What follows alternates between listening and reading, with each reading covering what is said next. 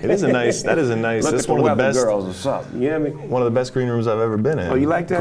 Great arcade to room ratio, that's nice. How about the weather girls? I was focused on arcade games. Okay, well, I'm over here looking at the weather. It's a nice day today. Clear blue skies, clear blue eyes, and clear thick thighs. Poetry. That's my weather report. Now back to the desk.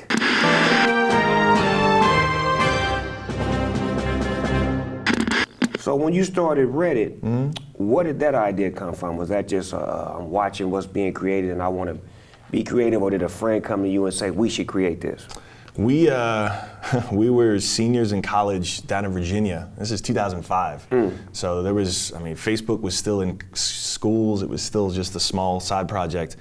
And with Reddit, we just didn't want to have real jobs. And we wanted to start something. And at the time, we were going to let people skip lines at restaurants by ordering food on their phone. So like, you know, you want to go pick up some food, place the order, walk right in, it's waiting for you. We spent a year working on it. We pitched these investors called Y Combinator, and because we wanted money from them and their advice, and they rejected us. And the next morning, they called us back and said, we still don't like your idea. It's like, why are you going to call me just to tell me that? But we like you two. Okay. And if you change your idea, build something in a browser, don't do this mobile stuff. It was too early, this is 05, this is 4 years before the iPhone. Build something in a browser, solves your problem every morning, we'll give you money. And we did, and it was Reddit.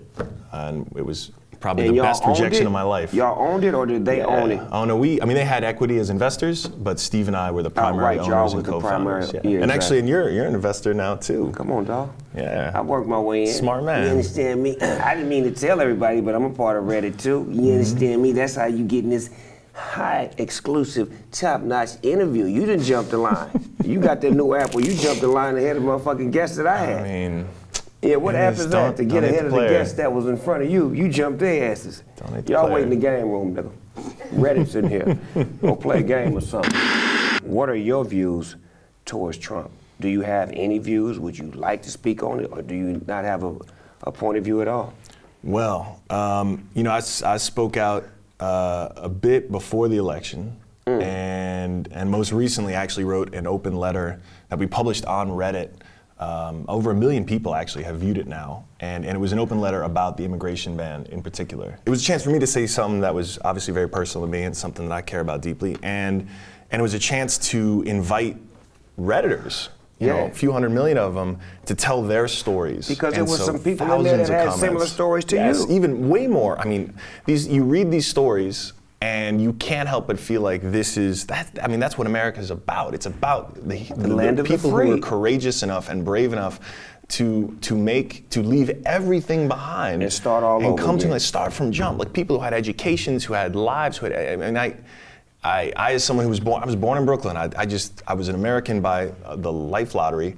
And I obviously appreciate it, but not in the same way that an immigrant does. And I'm grateful that I had the perspective of immigrants in my family to keep me from childhood. And there are so many Americans here, so many people who are here who really appreciate this country on another level, and to see those kinds of policies put in place, as well as put in place so sloppily and so quick and unprofessionally, is awful. That's somebody need to sign a document on your motherfucking orange face ass, you piece of shit.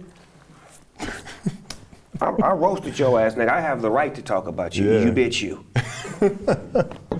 No, I'm not performing at none of them no, fuck no. And if I do have a meeting with you, nigga, we talking about these weed laws. About you breaking all of them and making this shit legal everywhere. That's the only conversation we gonna have. But this weed game, you understand money. Unlock it, nigga. Let us all in and unlock my homeboys that's in jail for this shit that we getting paid for. You dig? I'll talk to you later, Donald. Now get back to the shit you was doing.